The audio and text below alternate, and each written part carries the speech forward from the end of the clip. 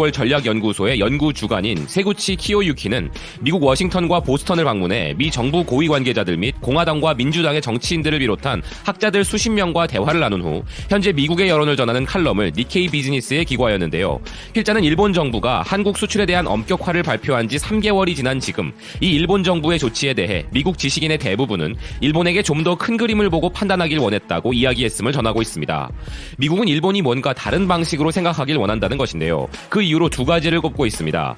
하나는 현재 아베의 행동이 트럼프 정권과 마찬가지 아닌가라는 의견으로서 미국 지식인들의 눈에 비친 그동안의 트럼프는 미국이 지금까지 중시해온 두 가지 이념인 규칙 기반과 국가 간 다자주의를 소홀히 한 용서하기 어려운 존재인데 일본도 이와 마찬가지의 행동을 함으로써 현재 중국과 북한의 군사적 위협이 커지므로 동아시아 안보에 한미일 공조가 그 어느 때보다 중요한 이 시기에 그것을 악화시킬 움직임을 가져간 것이라면서 트럼프가 중국이 대미무역 흑자가 높다는 것을 이유로 중국을 상대로 관세를 부과한 이 일련의 조치도 WTO의 규칙을 따른 것으로 보기 어렵고 중국은 이에 대해 지금까지 3차례나 WTO에 제소하고 있다고 전하고 있습니다. 중국이 가져가는 대미무역 흑자가 부당하다 느꼈다면 미국도 WTO에 제소할 수 있는데 그러한 조치를 취하지 않고 경제 제재를 가하면서 중국과의 양자 협상을 진행한 것은 그동안 미국 행정부와는 다른 행위이며 이런 규칙 기반에 납득되지 않은 행동은 미국이 중시하는 자유무역 체제의 존중을 저해하는 행위라는 것인데요.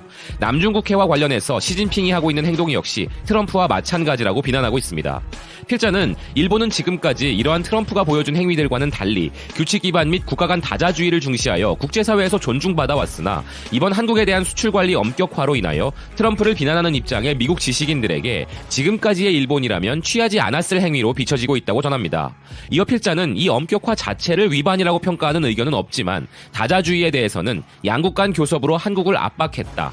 보복을 해도 영향은 작다고 생각했을 것이라는 견해와 일본에 비해 상대적으로 취약한 입장에 있는 한국에게 왜 그렇게까지 했냐고 비난하는 의견이 대세라고 덧붙이는데요. 만약 한국 기업이 안전보장에 관련된 전략물자를 북한에 흘린 것이 사실이라면 그것을 알게 된 시점에서 WTO 등의 국제기구의 관계국들과 연계하여 시정을 구하면 되었을 것이라면서 일본인 기준에서는 한국 정부가 강제징용 판결을 둘러싸고 적절한 조치를 하지 않았기 때문에 한국이 이번 사태의 원인을 제공했다고 이야기할 수 있겠지만 미국의 전문가들 사이에서 이 문제는 널리 이해되고 있지 않으며 수출관리 엄격화 행위가 정말 이 문제와 관련이 있다면 또 다른 비판을 초래할 것이라고 일본 정부의 행위를 지적하고 있는 필자입니다.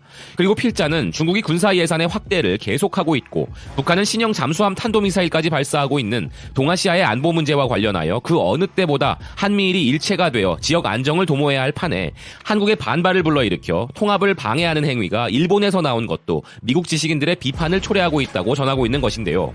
이런 미국 지식인들의 의견이 무조건 정답인 것은 아니지만 국제 여론에는 영향을 끼칠 수 있는 부분이고 현재 일본의 행동은 이렇게 국제적인 기준에서 봐도 비상식적인 행위이기에 트럼프처럼 절대적인 힘을 가진 것도 아닌 아베가 이렇게 트럼프와 시진핑을 따라하는 것은 언젠가 역풍을 맞게 될 것이라는 의견입니다.